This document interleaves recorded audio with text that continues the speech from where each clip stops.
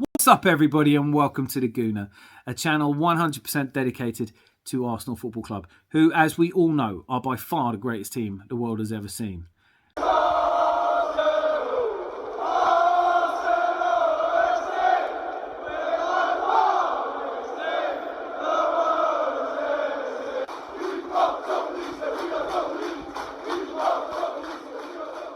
Now, it's only 24 hours until the big match, must-win match at home to Southampton tomorrow on the Friday night kickoff. And I don't think it's an exaggeration to say this is a must-win.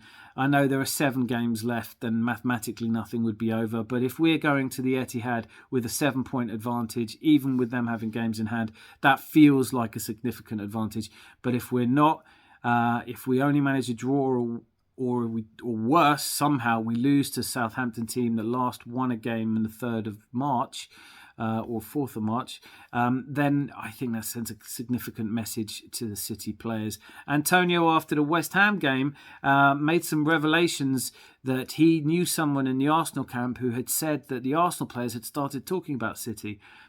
Wouldn't it be weird if they weren't? Wouldn't it be unusual if you were in a title challenge and you weren't talking about City at all? Look, I know everybody's one game at a time, but most players now are going to be realising that they are up against a very difficult challenge in getting something out of the game at the Etihad. So whilst I'm sure they're fully focused on beating Southampton tomorrow, I don't obviously think we should have to be fully focused to beat a team rooted to the bottom of the table. Most people favourites to go down. I really don't see Southampton surviving the season. I know stranger things have happened, but they are dreadful. And so we ought to really be dispatching them quite easily. You would hope that we could put out a pretty much second string team.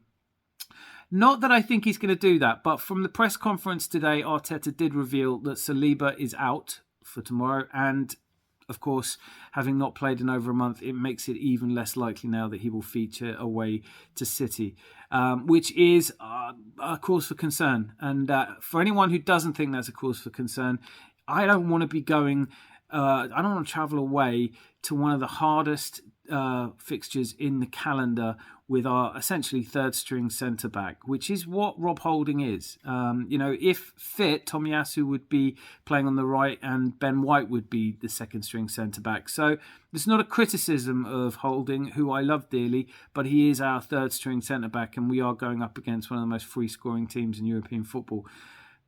It is a worry. Zinchenko also isn't going to play tomorrow, but that one seems more precautionary and more of a nod to the fact that we do have to go to City on Wednesday, and he's going to be really important if we're going to be able to challenge up there. So Zinchenko and Saliba out. Obviously, El Neni and Tomiyasu are long term and are not going to be back this season, so they're out as well. But apart from that, we are able to field a quote unquote full strength team. So I would expect, and there's going to there haven't been that many surprises in previous weeks, but there have been one or two. Ramsdale's certainly going to start in goal. I think that's clear. He may not have been brilliant against West Ham, and I would dearly like to see him save one penalty just to give me that extra confidence. But I do think he's England's number one at the moment, and I'm thrilled that he's an Arsenal player for lots of reasons. So Ramsdale in goal. Ben White, we need to wrap him in cotton wool. It doesn't bear thinking about. If something were to happen to Ben White playing against Southampton, I really don't know who would be putting up a right back. I know Raul Walters is in the squad and is somebody that everyone's talking about with great promise for next season. There's a lot of talk about getting him pre-season matches and throwing him into some of the... He's been training with the first team, so he's being prepped for a starting berth. But I just don't think at this stage of the season you want to be blooding your youngsters. I could be wrong. Arteta might take such a dim view of Southampton that he thinks he can throw Raul Walters in at right back and totally protect Ben White. But I don't see that. So I think White will start. And obviously with Zinchenko out, we'll see Tierney as well. I think Tierney's done okay since he came back. But, all this talk about in some circles I see of people saying he's the best left back in the world. I just don't think you can make that statement. I think Zinchenko has lifted our game. It is a defence that isn't as tight as it could be. I think that the longer these four play together, and by those four, I'm obviously talking about Ben White, Saliba, Gabriel, and Zinchenko. The longer that they can play together, the better that defence will get, the tighter that'll be. But I don't think Tierney improves that back four, unless we do play with that kind of back four, and we don't expect him to play as an inverted fullback, because, or whatever you want to call that position, because he doesn't look as secure in the midfield positions as he does sort of traditionally hugging the line and bombing forward and being a fullback. But Gabriel will play, Holding will play. And look, I want to weigh in on the Holding thing, because I do catch a lot of stick whenever I say anything about Holding. I'm sure there's people out there thinking, how dare you call him your third string centre-back. The reality is that in the game against West Ham and the game against Liverpool, it wasn't him that let us down. But there is something to note here that the statistics point to, and we all saw this as well. There is a nervousness about our defence when Holding's in, which I don't think is all down to him, but it might be down to the relationship between the players. But the two players that passed to each other most often in the game against West Ham were firstly Ramsdale to Holding, and then in third place Holding to Ramsdale. And I just don't think we play out from the back nearly as well without Saliba. So maybe there is a case here that we have to be more flexible when players like Tierney and Holding are coming into the team. And certainly I think the sensible thing to do would be to slightly adjust our game against Man City, because you don't want to be trying to play it out at the back and getting caught by one of their players. But so I think we're looking at a very settled back for tomorrow's game, given the injuries that are ruling out Saliba and Zinchenko.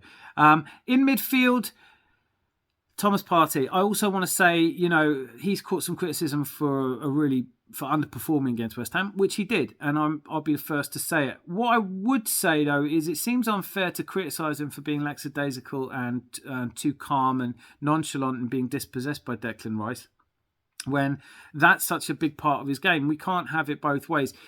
In the game against Liverpool, it was his calmness and assuredness and seeming to have lots of time on the ball that really made a difference in slowing down the tempo at times. And he just didn't get away with it against West Ham, and he looked a bit off. So there is a case there maybe for resting him. But what I found really fascinating is Pep Guardiola saying that the rhythm of playing every week is really helping, of every 3 days, is really helping his players. So maybe when you rest a player, it gives them too much time to think.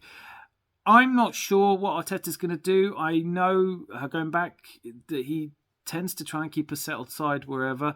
And of course, he's always saying, it's just Southampton, we're not focusing on City. But to some degree, surely you would want to make sure that Partey is fit for that game, and 100% fit, because our win statistics without Partey are nothing compared to those with him. So I think he's pivotal. Might be possible, therefore, that Jorginho gets a start alongside Xhaka, because after all, isn't that why we signed him? But I'm not sure which way to call that. So I'm going to say he's going with Jorginho to wrap Partey in cotton wool, and Xhaka is going to start alongside him, and Odegaard as captain will play.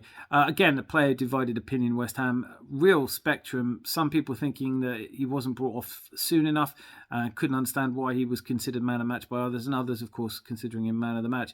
Personally, I thought he was one player, did look like he was going to try and find the right pass and get something going, but it just wasn't our day, was it? Up front, Jesus, almost certain to start. And again, I don't think he'll play 90 minutes. And he doesn't seem to want to play him for 90 minutes. But Martinelli had been dropped before, came back bouncing. He's been really important to the team in the last few games. So I imagine he'll start. And Saka, another one I just wanted to touch on really quickly. I don't think he had a great game against West Ham. And he plays every minute he's available. And that is a phenomenal achievement. It comes back to what I just discussed. Do you drop him and rest him and make sure he's fit, or do you keep the rhythm going? All of this, I think it would be fantastic to see us so far ahead that we can make these changes. But if not, I'd still expect him to start Saka. It's what Arteta does. Which means that there's no place in the side yet again for a player who many people are now starting to openly speculate will be leaving in the summer, and that is Emile Smith-Rowe. Now, I think that would be heartbreaking. When Arteta was asked about Smith-Rowe, he said he's pushing now and he's very close. whenever I've heard Arteta talking about Smith Rowe, it's been in glowing terms and what a great player he is. Certainly for years now, even before he broke through, even when he was going on loan, people were talking about Smith Rowe as special. Disappointing season for him because of that operation he had to have on an injury that he's been carrying for a couple of years. There's also a lot of talk coming out of Arsenal that he's being groomed to play in that Xhaka position in the midfield. Wouldn't tomorrow be the kind of game where it'd be great to start him and just see how he's adapting to that and see if he's fit to play up there? He is one of the players that carries the ball best for us. And, you know, his running with the ball is a huge asset. And I think could really unlock a Southampton who, you know, let's face it, if we go a goal or two up, are going to be there for the taking. And just to reintroduce him, it's been surprising to most of us that Arteta just doesn't seem to have wanted to give him minutes. He has been fit for a while now. You know, him and Reece Nelson came back to fitness about the same time, and Nelson has been thrown on and Smith Rowe hasn't. And this is not intended to sound like a criticism of Nketiah, but he is not scoring off the bench. And if there's one thing that Emile Smith Rowe has done in his time, it's score off the bench. So I hope there's no truth to the rumours that he's being considered for sale. I hope that it's not a confidence issue, that, you know, he's not lacking confidence. I think that if he could get a game starting in Xhaka's position, first of all, it would mean that, look, Xhaka gets a bit of a rest, and even he must need a rest from time to time. And secondly, it would give us a chance to see Smith Rowe again, which I think we've all missed. So overall, tomorrow, I don't think that there's going to be any big changes. I don't think Nketiah is going to start again ahead of Jesus. I don't think Smith Rowe is going to start.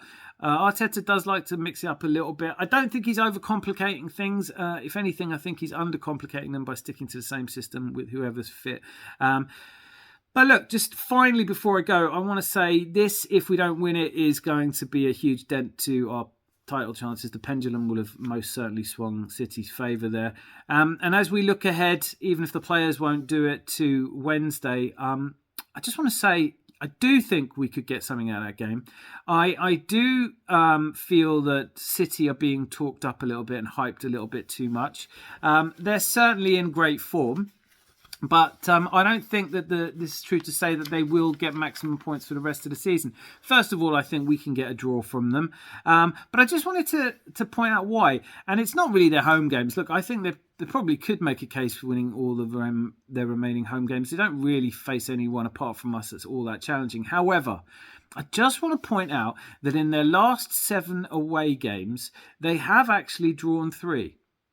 Now, one of those to Nottingham Forest, which was a big surprise. One of those to RB Leipzig and one of those to Bayern. Now, I can already hear you saying, oh, but Bayern are an amazing team. Yeah, Bayern aren't that amazing at the moment. You know, Tuchel's come in. They went out of the German Cup to Freiburg.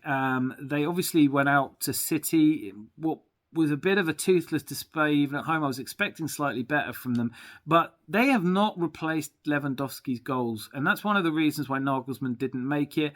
And it's going to continue to be a problem to them unless they sign Harry Kane, which would be really interesting. But I think that to say that Bayern Munich are a world elite club, I think if Bayern Munich were playing in the Premier League now, they might be challenging for top 4 places, but I'm pretty sure they wouldn't be up in the top 2. They lack that bite up front. But, you know, Bayern got a 1-1 draw against City. Leipzig got a 1-1 draw against City, and Nottingham Forest got a 1-1 draw against City. Palace were really unlucky to lose, only going down to that penalty. So I think that when you look at the away fixtures, the one that's particularly interesting to me is that sandwiched between the home and away leg against Real Madrid is the Everton game. City have to travel to Everton. They also have to travel to Fulham, Brighton and Brentford. So I think that, is it conceivable that they could drop 2 points to us and 2 points in one of those games? 100%. I 100% think it is. In fact, my avowed belief, and I'm sticking my neck out here, and I'm the only person I hear saying this, is that I'm almost certain that City will drop 4 points this season and therefore can only finish on 90. Now, it's still a big ask for us. It still means that we need 6 games won, and we kind of desperately need to get something out of the game at the Etihad. But if we can do all of those things, if we can do what we've done so far this season, I believe that's possible. Anyway, I'm off to watch Manchester United hopefully get knocked out by Sevilla. So until tomorrow, be lucky and lots of love.